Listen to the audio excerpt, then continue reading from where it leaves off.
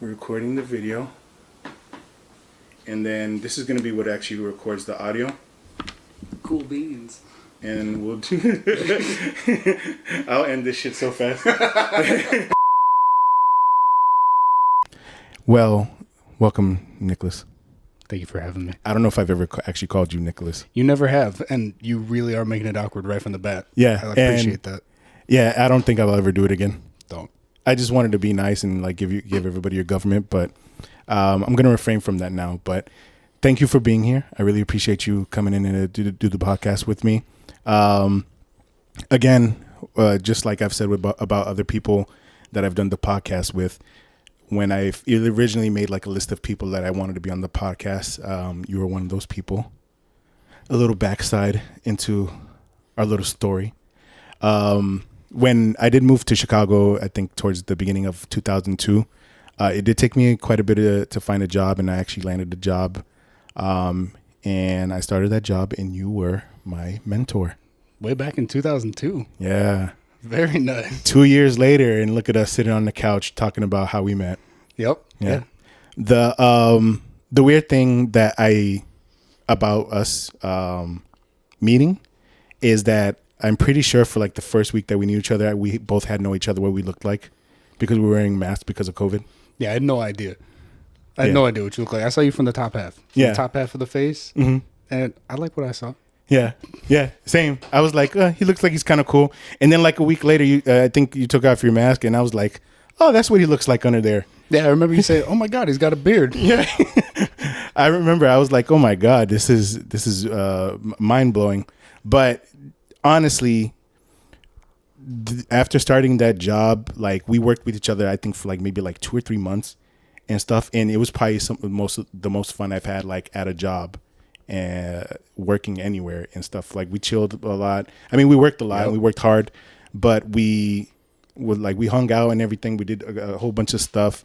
I became, you were already a very, very proud member of the Fire Club from Taco Bell. Oh, way before you came along, man. Yeah. Way before. You had to show me the ropes. Yeah. Oh, yeah. Yeah. You showed me the ropes to it, and you made me, get my fire level going, which I still hold to this day. Well, I helped you get your life together. Is what you're trying to say. Yeah. My life was in shambles. It was in pieces, and you and Taco Bell put that thing together. Mm-hmm. We were living off that dollar menu for like months. Oh, for you months, years for me. Yeah. Oh yeah. No, definitely. And then I really appreciate it because you were the first person that like welcomed me into Chicago, made me feel like at home. Like I even though we don't see each other as much, I'm like I gotta hit up like Nick and stuff like that and see what's up with them. And you still check up on me. Oh yeah. And everything, and I appreciate that. No, I'm always thinking about you. All right. All the time. Yeah. I'm always wondering how you're doing out there in Seattle now. Yeah. So I was really happy when you invited me on. Yeah, no, and I appreciate you getting me on. And yeah, I'm doing good in Seattle. You know, the calves are burning just from going off all those hills and stuff like that. It's sad to say that I am Taco Bell-less over there. Yeah, I couldn't do it. Yeah, I know you got to come back. Yeah, exactly. Like this is something in my life that I need, and I need badly. Yeah, going from the flattest state imaginable to Seattle's got to be just a calf workout every day. Yeah. So. And then just food differences and stuff like that. Earlier we were talking about how there's no Mexican food or real Mexican food in Seattle, and how I miss that here. But the Asian food's popping over there. But there's definitely quite a bit of things that I miss here in Chicago, especially like the sites and stuff like that. But also my friends and stuff, and you included. Yeah, the food is unbeatable in Chicago. I've never really lived anywhere else, so I've never had to go through that. But just randomly, like since you brought that up, what's your go-to food here in Chicago other than Taco Bell? Ooh, like a restaurant or type of food? Type of food. Oh, Mexican food. What's the poppin' place? I mean, Los Arcos is nice because it's so close. I'll go there. We'll get some queso birria, and that's my go-to now. But before that, I was just basic. I get a burrito. Oh, a good old steak burrito. Now you're add elevated. Some avocado in there. Oh yeah, getting a little high now. Yeah, just on the food. Yeah, but you got a good coach now in Vanessa. Yeah, Yeah. her mom has ruined Mexican food for me because she cooks it so good. Yeah. Ruined it for me. Yeah. Same thing. I was telling you earlier, my friend that did this earlier with me, Dennis, he had talked about how his mom had ruined Cuban food for him. So it's definitely understandable. Oh, yeah. I mean, I'm sure your mom cooks some awesome food, too. Yeah, she does. She does. Like, I crave for like rice and beans and stuff like that. She makes Cape Verdean food and stuff, which is similar to like Hispanic food, but it makes it so hard to go somewhere and like I'll eat some rice and beans and it's trash, and I'm like, I'll think about my mom and I'm like, oh my god, It makes it all better. Yeah. Want to go back? What's like a signature dish for Cape Verdean food? We call it cachupa. Oh, I've never heard of that. It's like a stew that you make with hominy, with like corn and stuff like that, and you just let it like soak overnight, and then like you can put like some type of meat in it. You put beans. You could put everything. The country we come from is made up of like 10 islands, and each island in some cases makes it a different way and stuff. So, but it's something that every Cape Verdean has. That's something. One day when I meet your mom, I'm asking her about Which you that. will. She better have it prepared. You will one day. So that's definitely a dish that is near and dear to every Cape Verdean heart. But no, yeah, you put me onto some great stuff while we were here. I remember there was that one. There was a Mexican restaurant that we stopped at in Howard.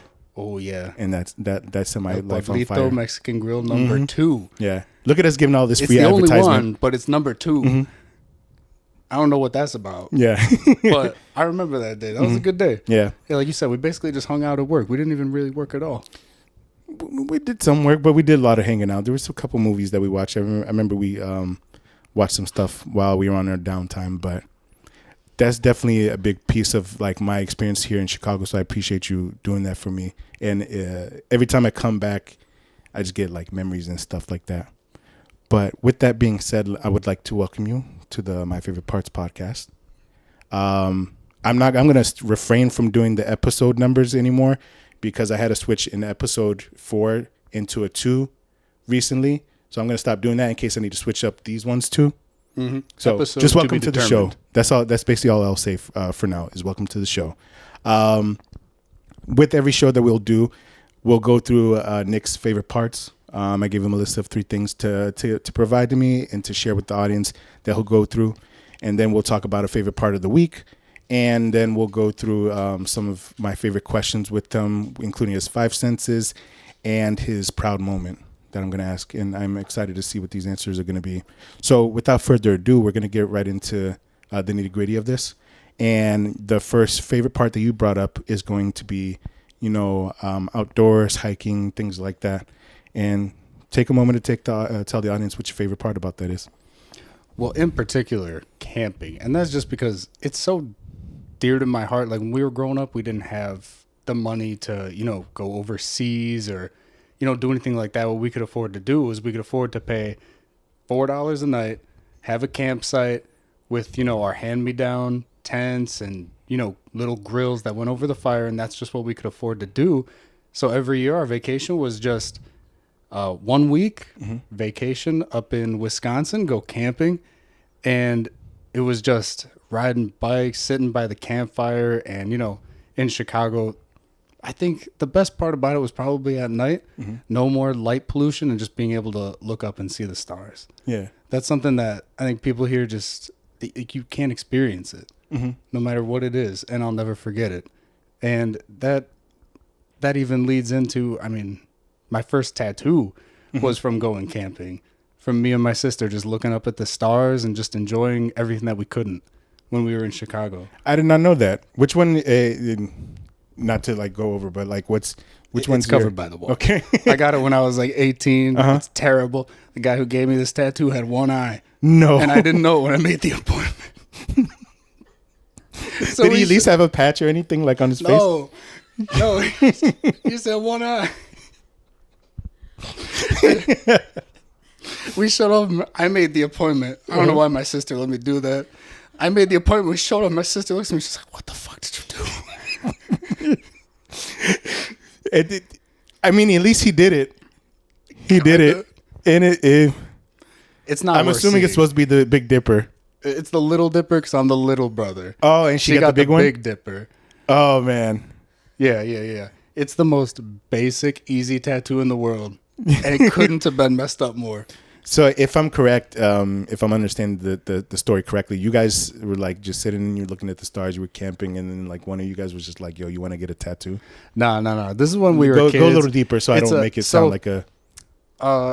In particular, when for some reason we weren't allowed to cross the street, but we could go right off into the woods alone. Yeah. You know, at like 9. Because that makes sense, right? So we'd ride off, and we found a nice little spot. And we were just looking up at the stars, and we were just enjoying it. And, you know, you see a couple shooting stars over the course of a couple hours. And we didn't know it at the time, but that was just a memory that we both talk about all the time. So, like, maybe 10 years later, we were just hanging out. And she was like, you know, we got to talk. And we started talking about that night. And we didn't realize it was such, like, an impactful memory for both of us. And she was like, well, your 18th birthday's coming up. We should get a matching tattoo. And that just instantly was just, well, little brother, the little dipper, and I'm the big sister, so I'll get the big dipper. And I think that's all the thought that went into it. I think that's the coolest shit I've ever heard, because usually when, I mean, I don't, did I tell you that I got a tattoo? I was going to ask you about that. Yeah, I did. But I knew that was new. It's crisp. Right? My cousin did it for me like back in December around my birthday in time. But like I got this and it means something to me and stuff. But I didn't know if that was like everybody, or everybody just goes and just gets a tattoo because they want to get a tattoo. But I like the fact that that means like something too. Like there's a meaning behind it. Oh, yeah. It's a horribly done tattoo. But it's one I'll never get covered up because it just has so much meaning. And you know what? Honestly, I think people overblow the bad tattoo thing a little bit. Yeah. I don't care that it's a bad tattoo. It's part of the story. I love it. Yeah, same thing. Like the tattoo, like she did a good job, my cousin, but she could have did a shitty job. And just the fact that she did it, I would have been happy with it either because of like what it meant and stuff like that. Yeah, that's incredible. And not even just what it means, because just the fact that your family member is doing it just gives it so much value anyway. Yeah. So it doesn't even matter. Yeah, she's got some big things ahead of her, thankfully, when I applaud her for that. But I think that's so cool that you got that tattoo because of that. Yeah. Yeah, the one-eyed guy did me a little dirty, but it's okay.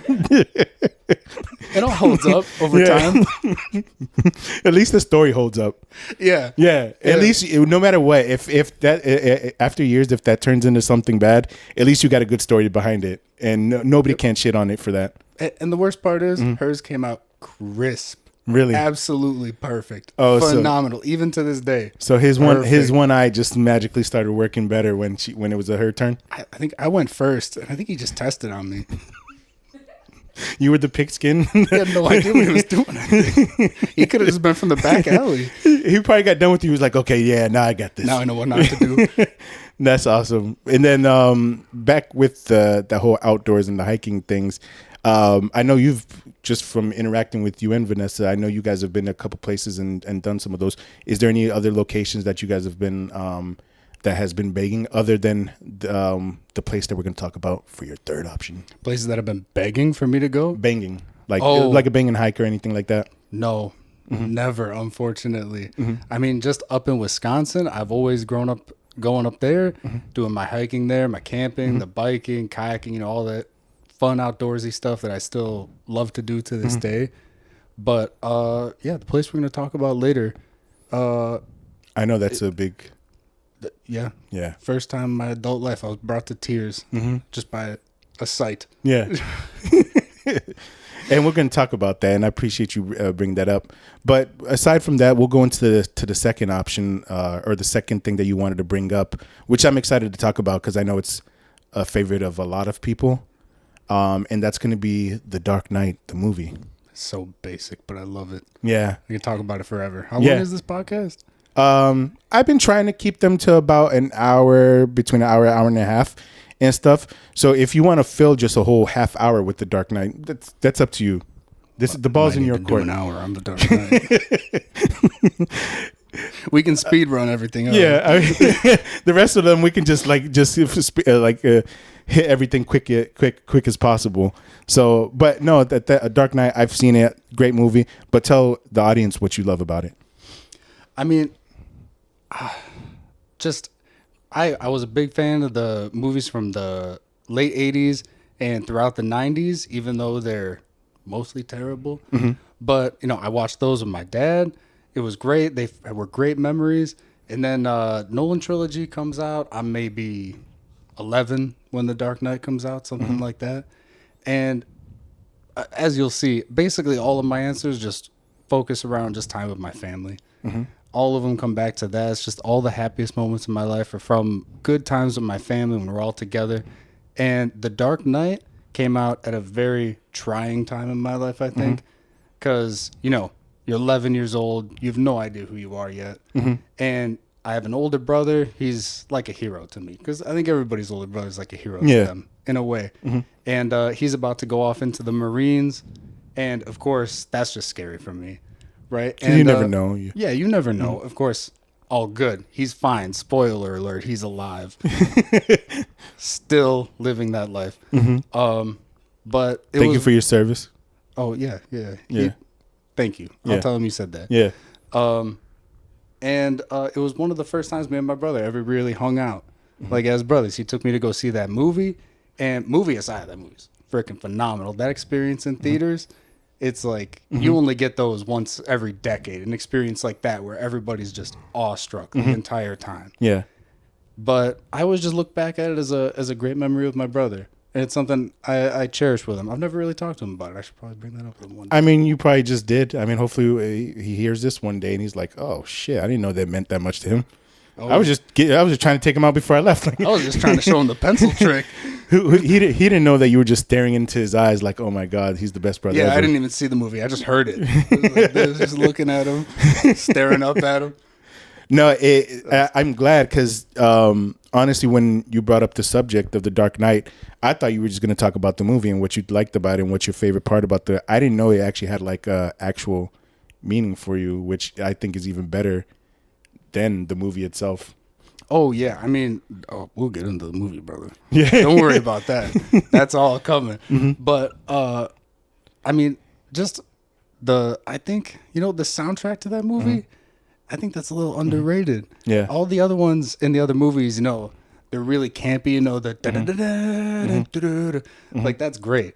But this one is it's almost like a hum, but it fits so good. It's so calm. You almost don't even realize it's there. Yeah. Half the time, and it builds up like what's happening just based on the soundtrack throughout the whole movie, and it's almost just like if you tried to think about the soundtrack to that movie, I almost bet you couldn't. Yeah, I couldn't honestly, just from you saying that. Yeah, it's almost just like a hum, like the tension's rising along with it, but it fits so perfectly, and I just think everything about that movie is great. The opening sequence with the bank heist, it's like an all-time scene. Yeah, I can't think of any scenes that really rival that in terms of a bank heist. Yeah, and a villain introduction like. Nobody has introduced a villain like that. Yeah, I remember that one of the facts that I used to hear about the movie is that whole part where Heath Ledger's dressed as like the nurse and everything is walking out and he starts hitting the detonator, that he actually, that wasn't being fake. Like it was supposed to do something when he hit it and it wasn't. So he kept like hitting it like in character and then it actually like went off. So that wasn't like planned that he was supposed to do that. Like it was legit. And I thought that was so fucking cool. Yeah, that movie's filled with stuff like that. Yeah, it was just like a huge explosion. Like they bought out an entire, like that was set for demo anyway. So they had all the demo charges in. They just threw some gasoline in there to make it a nice little movie explosion basically. But they only had one shot at it. Obviously you don't blow up another hospital for a second shot, and just the fact that you stay in character with that, like I can't believe that. Yeah, that's I thought that was phenomenal. awesome. But that's a testament to what kind of actor he was at the same time. But I didn't, you mentioned like the soundtrack and stuff like that. And you mentioned it. And I think in my head that I need to start paying more attention to soundtracks now because I don't realize how prominent they are and how much they put you into the experience. I have a friend that, watched a lot of movies and they were telling me about No Country for Old Men. Oh, phenomenal. Yeah. And I watched it and I didn't realize until I spoke with them that there's no soundtrack.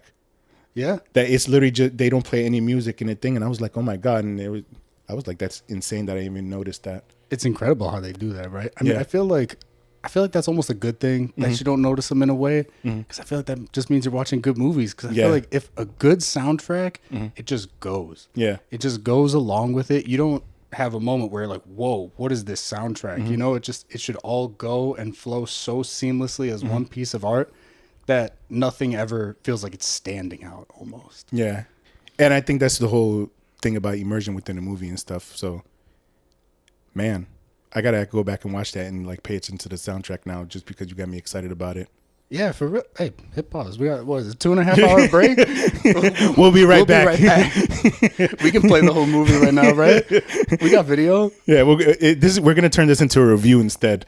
but no, anything else you want to touch on about the movie before we hit the next one? You know, give me one moment. Christian Bale's the GOAT. Oh, yes, definitely. I wrote that as a note. Just, I want everyone to know that. That had to be its own separate bullet point in this, that Christian Bale's the GOAT. Is that what I see right there? It says Christian Bale is the GOAT. Christian Bale is the GOAT. Yeah. That's a fact. Honestly, you probably could have just said that and we would have been good for the whole movie. We can clap. Yeah, we can restart. Cut that whole thing. Just say that.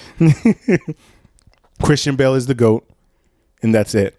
That's it. Next topic. We can move on. Nice. Well, then that does bring us to our next topic, which is going to be Le Denver, Colorado. The best city I've ever visited. Yeah. I've actually been to Denver one time. I was only there for a day. I was there for like a bachelor party. I went in, came out, had a good time while I was there, but didn't spend too much time. And I think when you went, you were, how long were you there for? Only 4 days. 4 days, but still longer than mine. But if you want to tell the audience what you liked about Denver. I mean, I'm from Illinois, the great state of Illinois, where there's basically the state of Chicago, because there's nothing else here. Yeah. But one of the things about Illinois that for some reason we almost brag about is that it's the flattest state in the country, aka the most boring state in the country. And growing up, hiking, biking, kayaking, I'm just an outdoorsy person. And the thing that I've never seen is a freaking mountain. I've only seen like little hills. You know, like we'd go snowboarding and it's you're snowboarding down a hill. About 3 seconds and you're done. Yeah. And I've dreamt of seeing mountains my whole life. Never been able to do it because we didn't have, you know, the money to go travel like that. So when me and my lovely, lovely girlfriend went on our first vacation to Denver, Colorado, that was obviously the first stop that had to happen. So, you know, we land in Denver. We start driving. Absolute whiteout. Can't see anything. Yeah, that was the second time. You're right. Anyway,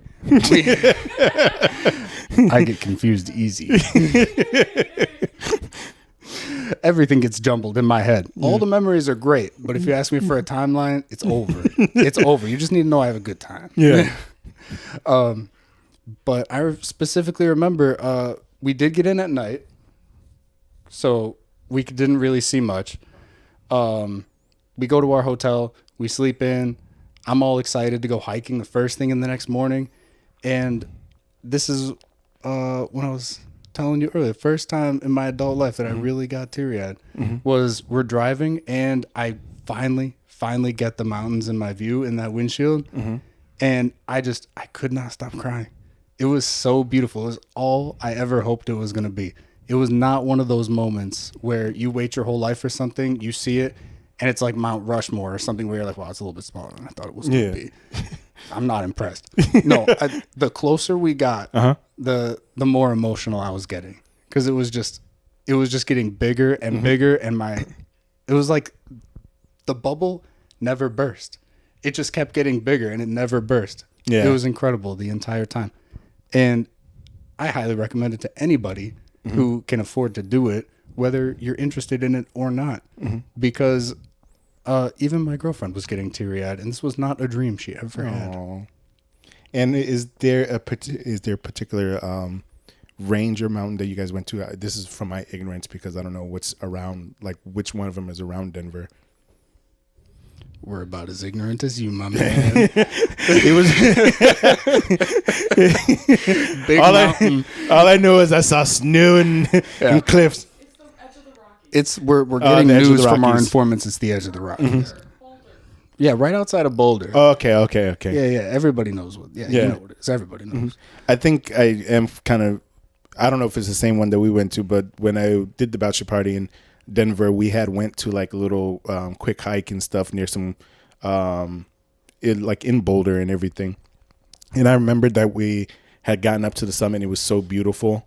So I can only imagine what you guys like saw, because I got there and I was like, oh my God, this is crazy. But from what you're saying, what you saw was like immaculate.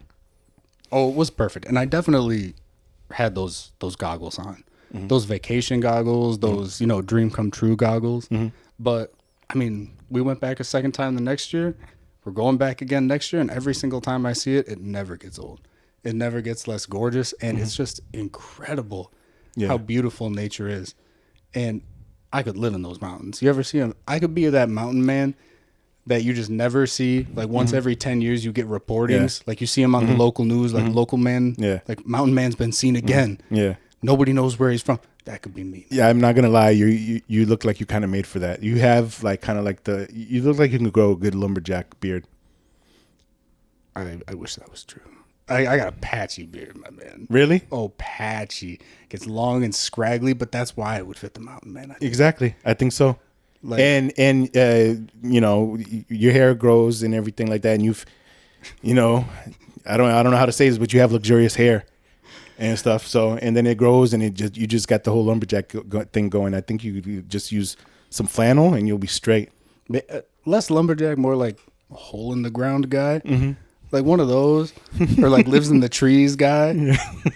But I could definitely do that. And I think we were at the same mountain range right outside of Boulder. Yeah.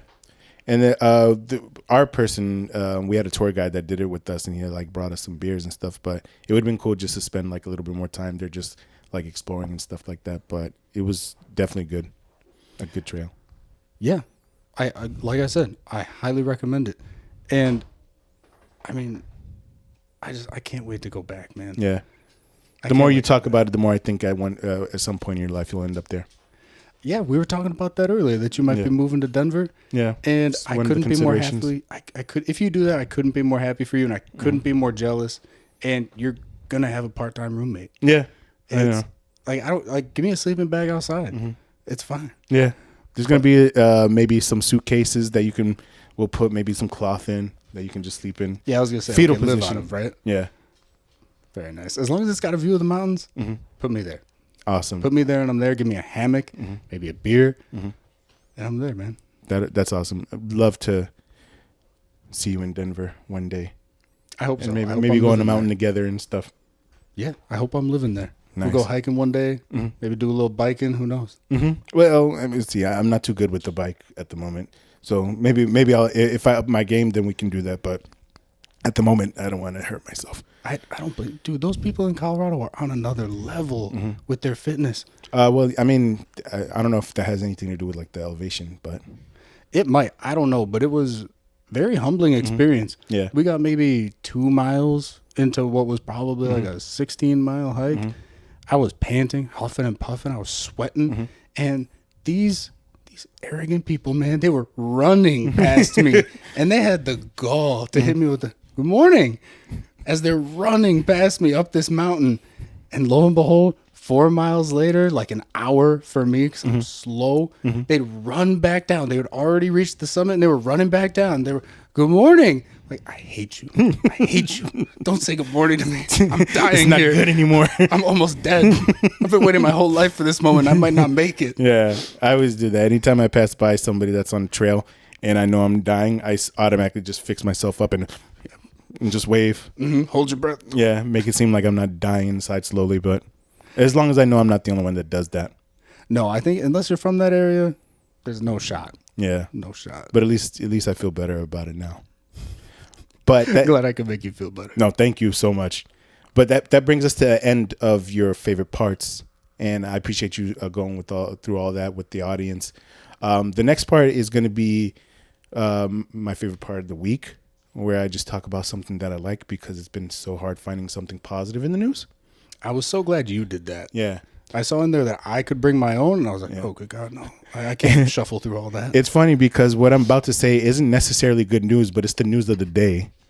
And this is going to be apparent for anybody that lives in Chicago, but apparently some stores closed down recently. I'm in Chicago also. Want to do the podcast with you, but I'm also coming back for work for the week and everything. The company that I work for is based in Chicago, so I came back just to see them. And apparently the news today is that some stores closed called Foxtrot and Dom's Kitchen, which I've been to Dom's. I haven't been to Foxtrot, but apparently Chicago is devastated by this. A certain part of Chicago is devastated by this. A very certain demographic of Chicago. Very privileged demographic is very distraught about this. Because granted, I liked the only one I've been to out of them was Dom's Kitchen. And it looks nice inside, looks awesome, good stuff in there. But in my opinion, it was very high priced. And, times is hard right now with groceries and stuff. You can't just be, making it rain inside of a grocery store anymore. And in my head, I was like, I don't know if I can do this. So that one I'm not too surprised about. But I haven't personally been in a Foxtrot before. Have you? I've never been in either one. This is the most I've heard about them ever. I mean, I've walked past one, and the guy came out with a broom and shuffled me off because he could see that I just could not afford to enter. He said, don't you even think about it.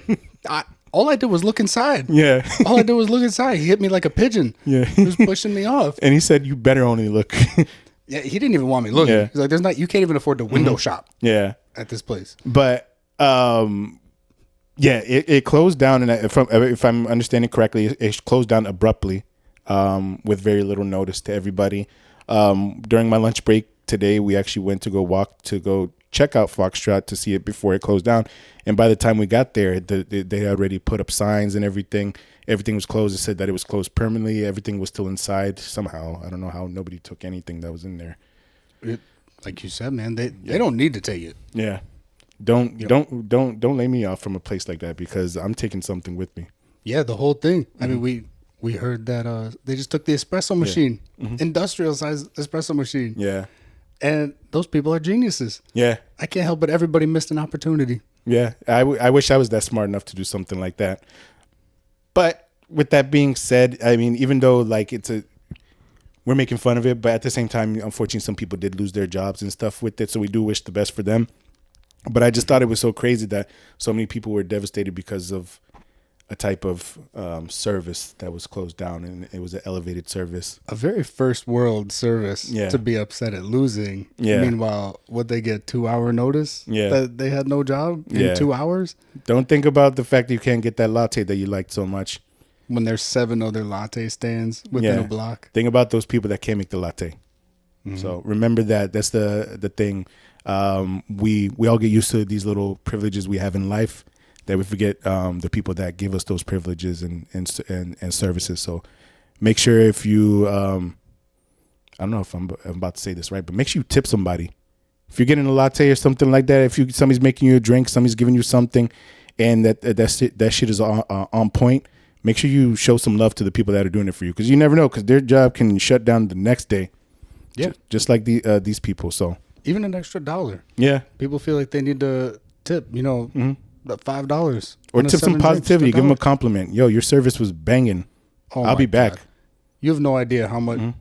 You remember how much, if somebody was just nice to me on the job, the amount of money they saved just for being nice to me was remarkable. Even the jobs that we had that were kind of outrageous, where they were making us do crazy things, it would be okay most of the time if they were nice to us. Oh, yeah. I'd stay late if somebody was ridiculously nice to me, or I could see they were in a hard spot. If somebody just was overly polite to me, they saved hundreds of dollars. Yeah. I can't remember if it was with you or Josue, but there was one family we went into where we put together their sound system, and it was like the most old decrepit thing I've ever seen. And they had wires that went everywhere, and we somehow put it together. And I guess if I remember correctly, the people were like so nice that I was like, it's okay. Like it's worth it, because, people are appreciating what we're doing and stuff. But I can't remember if that was you or Josue or both. It was probably both. I remember I trained Josue, and he kind of adopted that from me, and I adopted it from the people who trained me. Yeah. And it was just, man, if you're in a hard spot and I'm there and you're already paying, $100 for us to do some overpriced labor, You're dang right. I'll go out of my way Yeah. to help you out and save you some money. Like that's the least I can do. Yeah. And I was happy to do it. It really brightened my day, and I know it brightened their day too. Yeah, and that's the thing. Just make sure you're leaving a good mark everywhere, and that's with the people that are giving you the service and people you're doing the service to. So shout out to all those people that unfortunately lost their jobs, from Dom's Kitchen and Foxtrot. All those people crying about their lattes. You'll be all right. So that'll bring us over to the next segment of the show, which is going to be my favorite question. So there's two questions that I'm going to ask you. One's going to have multiple parts of the answer. The other one's just going to be one single answer, and then I'm going to ask you a final single question at the end of this. But the first part of my favorite questions is going to be about your five senses. So you're going to have your five senses: your touch, sight, sound, taste, and smell. So I'm going to ask you what's your favorite about all five. So not what's your favorite out of them, what's your favorite of each and why. And I'll start you off. And let's see what I'm going to give you first. Let's go with taste first. We're going with taste first? Yeah.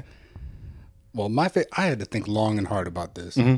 Because I'm glad that you thought long and hard. Because sometimes I don't know which I like more, the people that prepare for it or the people that wing it on the show. So let me know what you prepared, and we'll see how I feel. Well, depends how good they do, I suppose.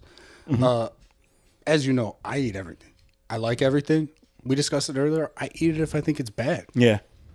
Just out of respect for the food, Mm-hmm. I'll eat it even if I'm hating it. Mm-hmm. But I think the taste that just brings me back and has memories shoot through me like crazy is just, first part's very important. Ice cold watermelon. Can't be warm. We just became brothers. It has to be ice cold. I don't know if you know, but that's also my favorite taste. So I'm just going to let you. No. Yeah. I swear, go on the website. You can read the post that I put about it. It's that, and you can go. And if I start to tear up while you're talking, then Well, should I talk slow? please. Let's maintain eye contact. Yeah. Ice cold watermelon. Can't be warm. If I show up to the cookout and the watermelon's just sitting there on the table, there's gonna be issues and words will be exchanged. And I'm probably gonna go get my own watermelon. Yeah.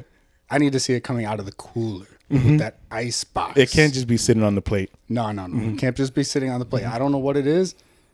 That just gets to the point where I don't even want it. Keep it. Take it. But are you someone who do you salt your watermelon? No, I never thought about that. Really? Yeah. Every once in a while, I'll dabble. I'll dabble in the salt. A speck of it. Just a speck of it. Just a speck of it. But overall, I'm a purist. That's awesome. I just like that. And the real hack, everybody at home needs to do this too. Take an ice cream scooper and scoop it into balls of watermelon. Don't slice it.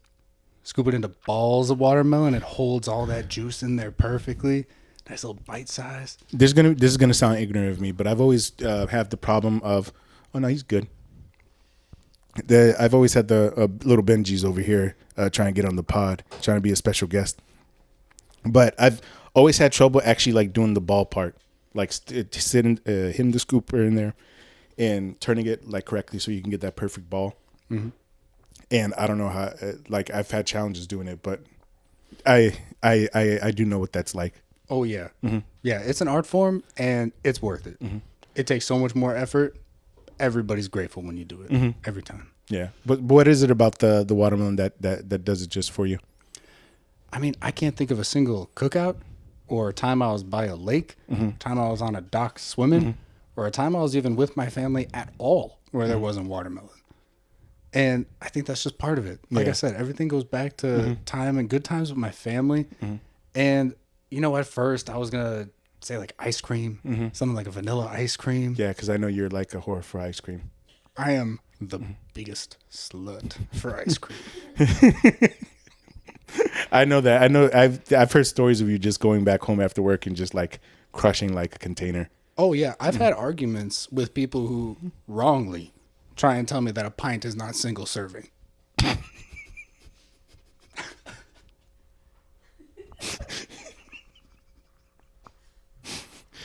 And they're wrong. Yes, they are. Every man is different, and every man gets their fill when they get their fill. And if a pint does it for you, the pint does it for you. It doesn't. But it naturally cuts me off, Yeah. which is the good part. Yeah. Because I need that cut off. If you buy me a gallon, it's a single serving gallon. So I need that pint to tell me when to stop. Ben and Jerry's they're doing good work, but they're also doing the devil's work. They make it too good. But it doesn't bring me that same joy. No, I get that with the whole nostalgia thing that it takes you back and stuff. And for me, it was my favorite because of like the flavor and stuff, and it's what I like. But the fact that you think about like that nostalgia factor with it just makes it even better for me, because now it makes me want to think back about my nostalgia with watermelon. Just one more thing before we move on to the next sense. What do you prefer? I'm assuming from what you're talking about, you would prefer it whole and just cutting it yourself versus just buying it cut up already? Or does it matter for you? I can't pick a good watermelon. I don't know about you. Like, do you when you go to the store, if you see them like in that container, they're already like cut up and portioned, do you buy that or do you buy the whole? Oh, no, I can't buy the whole. If I buy the whole, I am picking the nastiest, most overripe watermelon in the world every time. Yeah. Every time. I've looked it up on YouTube. I've asked old ladies in the produce And you department. can't get it right? And it's wrong every time. Yeah. So I just end up throwing it out and going back and buying a quarter watermelon that somebody already told me was perfect by cutting it up for me. That makes so much sense now, and I'm kind of upset that I asked that question, but so we'll move on to the next one. You picked this time. You want me to pick this time? Yeah. Let's go with my favorite sound. Okay. Other than your sultry Morgan Freeman like voice. That's what I've been told. Yeah, it's phenomenal. Thank you. That's my answer. No. I was going to be happy with it. Next step. Yeah. Makes sense. No, my favorite sound is, these are all so basic, just raindrops. That's Just the rain. That's fine, because I feel like somebody else had that also, and I like personally I sleep with rain noise too, but go a little deeper into why you like it. Well, I mean, just I sleep so good in the rain. If it's raining, the window's open, it can flood my apartment. It's fine. It's so soothing. I just go in a trance, man. Like I'll go outside and I could just stand there, and I swear I could just black out for like hours. Please don't. Well, I'm not face down in a puddle. Yeah. Just looking in the rain. It's great. I mean, when I have my own house, I want to install a little tin awning out of my window just so it emphasizes that sound. Like we knew a guy. You hear that pitter patter? Oh, yeah. We knew a guy. He put aluminum sheets on his roof so that the sound of the rain would be even louder and more emphasized throughout the house. And that guy's been my hero forever. He's doing it right. He has his priorities straightened out as like a board. And I mean, just who doesn't love it? Yeah. And I feel like it almost goes back to, I got just a beautiful memory of me and my grandpa going out in like, it must have been a hurricane. It was in Missouri, so it wasn't a hurricane, but it was hurricane level rains. Yeah. And we were just running in the rain. You know, he was taunting the Lord as a good Christian man does when he's out in the rain. And it's one of the best memories I think I have, is just being out in a rainstorm with your family. Yeah, and you don't know what soaking it up. You don't know what it does to you. A lot of the people that I've done this with and that have brought stuff up like that, they correlate with like a memory that they have of something that's like important to them, and you're like the pinnacle of that like example. Like, sure, you like sleep with it, but it brings back such good memories for you that when you probably hear it, you probably like think back to that time when you were taunting the Lord. Oh yeah, well that's the main part. I'm glad you got the moral of the story. Yeah. Taunt the Lord at every opportunity. Yeah. Tell him he's not giving it enough. Yeah. He can do better. Yeah. But that's it's weird. I've heard like other people say stuff about like the rain, but it's funny that I hear a different answer every time. So I appreciate you bringing that up. What do you got next for us? Oh, let me pick this time. Yeah. Throw it a random one. We did sound and taste. Do smell. Smell? A good bonfire. Nice. A good bonfire, and I feel like we know where this is heading. Mm-hmm. It's because Yeah. I love camping. Yeah. And it's just great. I mean, how many times you walking through a neighborhood and you just know somebody has a bonfire going? Yeah. And it's incredible. I mean, that can't just be me, where that smell is just like, it's incredible how a smell in particular, it's like in the movies when somebody's life flashes before their eyes. That happens to me with a bonfire every time. I have probably 300 hours of information flash before my eyes every time I smell one, from roasting hot dogs to s'mores to being a little stupid and trying to jump over the fire with your friends when you're a little tipsy. But just all good memories. I don't have a single memory that's associated with a bonfire that is not incredible. Going back my entire life. Yeah. And I don't know why we don't have bonfire candles. Yeah. That's what I was gonna say. To me, like if you want to know if it smells like if there's not a Bath and Body Works candle for it, that's how you know it's not there. And I'm pretty sure they probably have a bonfire one. We could probably do the research on it right now, to see if there's a candle for like a bonfire. And I bet you they probably have one. They must. It has to can't be. be the only one. Yeah. No, you can't be the only person in America that's craving for that smell of wood and fire. Well, I know this is about, it's supposed to be about me, of course. 'Cause, you know, everything's about me. Yeah. But absolutely. what's your favorite smell? I have to know. It sounds better when I write it, but when I explain it, it sounds so much more douchey. But it's when it Hollister rains, cologne. right? Imagine it's like raining and stuff like that. Like imagine like it raining right now. Imagine you have like a screen on that window that you have over there. It's raining for a little bit. You put up the window. You get close to try to like catch the smell of like the rain, and you get a little bit of that metallic from the screen. Whoa. It's super specific and stuff, and it sounds super weird, but that's what it is. Just because when same thing like you, when I was younger, it rains all the time in Florida, like in the summertime. So like we'd have the windows up and everything. So sometimes I would get close to like the window to like catch the rain and stuff, and there's like a specific smell that comes from it. That's got to be. I don't understand how that could be a douchey answer. That's the most well thought out, in depth answer I think I've ever heard But about like anything. explaining it to explaining it, and it's like, oh, just imagine putting your face to this, and you have the screen in your face, and like it's just going through that. It's so much harder to explain something that detailed than just saying, yo, I like fucking vanilla.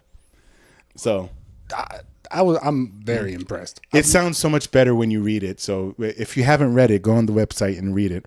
But it just weird talking to somebody about it and like explaining it is like a little bit. I mean, I got exactly what you were going for. Cool. I'm that glad. whole time. Now I feel a little bit more confident when I tell people about that. No, that you should not have been. That's an impressive answer. Yeah. That's way more impressive than just my rain. You took it to the next level. You're like rain with metal, brother. I feel so much better about it. And who knew? Like we were here for you, and you made me feel better about something of mine. Well, you bestowed that upon me when we. I feel like we both got some therapy out of this and stuff. And then going back to your smell, there was a question I was going to follow up with it after, but I can't remember about it. So we'll keep moving. If it comes to me, we'll bring it up. We'll circle back. Yeah. So what do we have left? We've done smell, we've done taste, we've done sound. You got sight and touch. Ooh, we got sight and touch. My sight. Now you were talking about a douchey answer. This is a corny answer. Corny as could be, and it's as basic as can be, and it goes along with everything I've ever said, which is my favorite sight is just seeing my family all together, happy, laughing, where I can just stand back and see, my entire family. Because how often is your whole family all together? My family is all together almost never, maybe once every couple of years, and that feeling has only multiplied since I started having nephews and now a lovely niece into the family. Like I find myself getting so soft now. Like I used to be like, man, I never cry. I'm such a man. Try and get me to cry. I'll show you how I don't cry. Now it's like I can't stop myself from crying when I'm with my family. Man, I'm getting a little teary eyed just now thinking about it. It's just so phenomenal.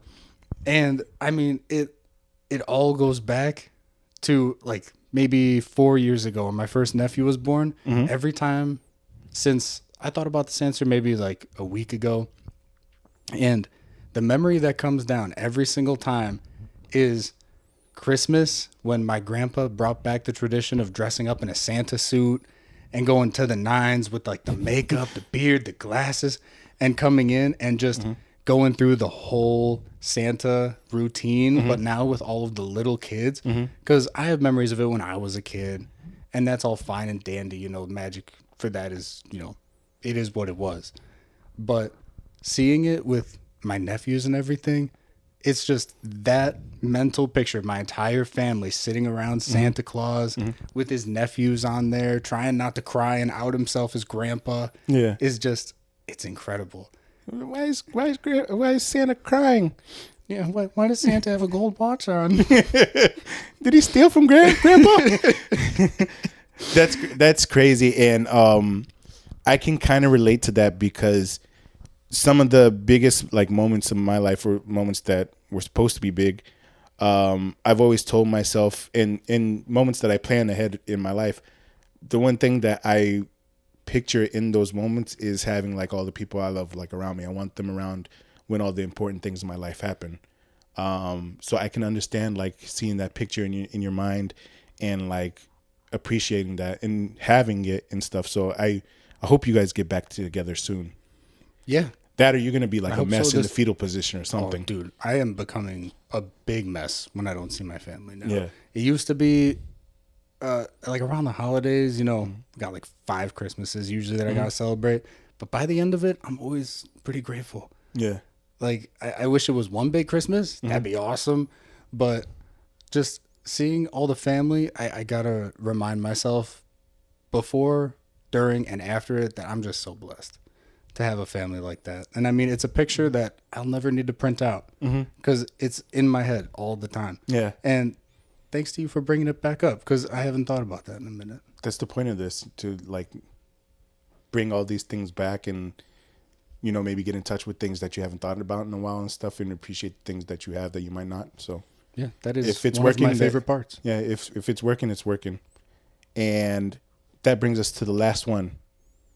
Touch. Yes. This is the only one that doesn't go back to family. Yeah. We can forget about them. We can put them in the rear view. No more family. Peace, Grandpa. Yeah, see you later, Grandpa. See you, Nana.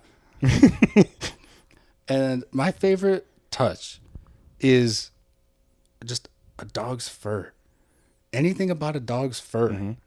And it's turned my dog into a complete freaking attention monster. Because I want to pet him more than he even wants to be pet sometimes. Like, I'm all over him half the time, and it's turning him into a monster who needs to be next to me all the time and always being pet, but I kind of like it. But now he expects it from you. Yeah, now he expects it from me. I mean, you saw he was trying to burst his way onto the podcast because he couldn't spend an hour, 45 minutes alone. But I love it, man. And you've known that about me from the beginning. Yeah, that you love dogs. I love dogs. I love dogs probably more than I love ice cream. And people probably think that's a weird thing to say, but if you knew me, you know that's a lot. Powerful statement. Yeah, that's like, it's ice cream, dogs. No, wait, dogs, ice cream. Oh yeah, and then everything else. There's just nothing else after that, really. I mean, Vanessa, you're up there. She's like top 5. Yeah, somewhere in there. If she brought me ice cream and a dog, she'd be right up there in the top 3. But I feel like there's just something about it. It's just an instant stress relief. Yeah. Like, I don't need, like, who needs therapy when you got a dog? Yeah. It's true, though. My cousin, whose episode came out yesterday, make sure you guys catch that on all DSPs, Apple, Spotify, and YouTube. But she said the same thing. Her touch was like, it took her a while to figure it out at first, but it was getting, she gets home and the first thing she does is like touch her dog, and it's like relieving and stuff like that. So it's a stress relief. Yeah. I'll just lay down on my floor and just be washed over in it. And it reminds me of my childhood dog too.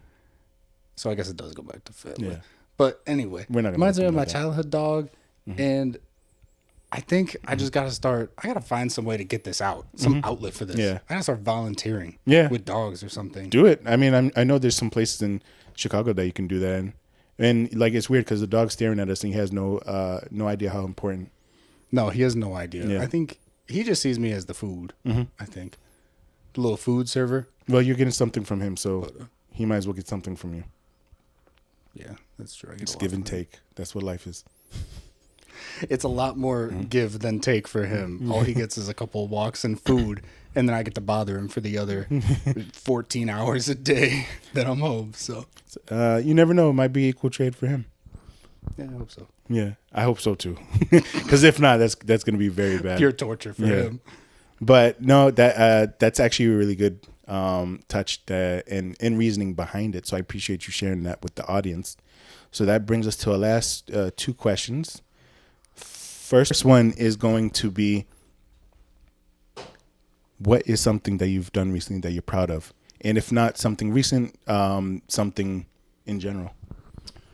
Well, I went with something recent. Okay. And it's very recent. Probably like 3 days ago or so. And it's something that I was almost bait and switched into. Well, not almost. I was straight up bait and switched into doing something good for the community. Really? Against my will, but not really. Yeah. You know what I mean? So I've done manual labor my whole life. That's all I've ever really done is manual labor. Yeah, we type did jobs. manual labor when we worked with each other. Yeah. And I've come to enjoy it. If I'm going to give back to the community, I'm going to do it through something that I know and enjoy, like manual labor. So my girlfriend comes to me. She says, hey, it's Earth Day coming up. Let's go volunteer at the Park District for Earth Day with my company. There's going to be a bunch of people there. It's going to be popping. That's what she said. Exactly like that. And I show up. I'm ready. I'm ready to wheelbarrow manure. I'm ready to lift trees, dig holes, water plants. I'm ready to put my back into this, like really sacrifice my body for the environment. For the good of the earth. Oh, yeah. And we show up. I'm ready. I'm expecting hundreds of people there, all planting trees. Yeah. I show up and there's like 4 people and we're 2 of them. And then I'm like, all right, that's fine. More work for me, right? Yeah. I'm ready for this. And then we walk up and this woman's like, oh my gosh, guys, thank you so much for coming. I'm like, yeah, where is everybody? And she's like, well, I have good news for you guys. You're going to be manning the bubble station for all the kids. You're going to teach them how to blow bubbles. All the little kids. Ages 1 to brat. All of them. And you know me, that's not me. You don't want me teaching your kid how to blow bubbles. That's a nightmare. Nightmare for me and the kids. Yeah. I'm over there. I'm towering over them. I try and bend down to be a little more personable. I bend down. They're like, whoa, who the hell is this? He is not. I do not have a good presence around the children. And I'm trying to be nice and teach them how to blow bubbles.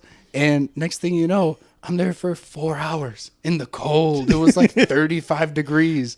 So we're wet and soapy. And kids are slipping on the soap in the dirt. And I didn't get to plant a single tree. Not one to leave your name on? No, not one. I couldn't even watch them. I couldn't even watch them plant the trees because I had to man the bubble station. They were planting them in the background. Not me, though. How do you feel about your service after? I'm proud of it. I'm proud of it because it is not something I do. It is very out of my comfort zone, very out of the box. I'd rather be planting trees alone in a field somewhere. But instead, I was dealing with some of my worst nightmares, which is public speaking and little children that are not related to me because I got to be nice. Can't tell them how it is. I cannot parent them at all. I just need to watch them whack each other with sticks and hope the parents intervene, which happened a lot. But I'm proud of myself for going out of the comfort zone because as soon as she said, you are manning the bubble station, my first vision was me driving home 10 minutes later. But I do applaud that because it does take something to like give back and like join, even think about volunteering for anything. But to go out of your way and then volunteer and do something that you, one, did not expect, and two, knew you would not like, because it does not sound you were like you were fond of this event. No. So I do applaud that, because it does take, something to do that, and you should be proud of yourself. Even though we're making light of it, like it was a good experience and stuff like that. Would you do it again? It was that? No. Okay. But it did light a fire in me that I should be volunteering more of my time. I think that's awesome. At places that I would enjoy, though. Mm-hmm.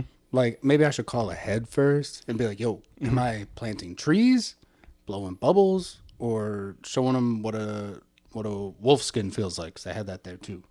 That would have been not bad. That would have been cool. That would have been not bad. That would have been kind of cool. But if I can make a suggestion, I mean, you just talked about doing the dogs. Maybe you should, like we said, volunteer at a pet shelter or something like that. I feel like that's right up your alley. I really should. I'm going to be looking into that, too. Maybe I'll go for Paws Chicago.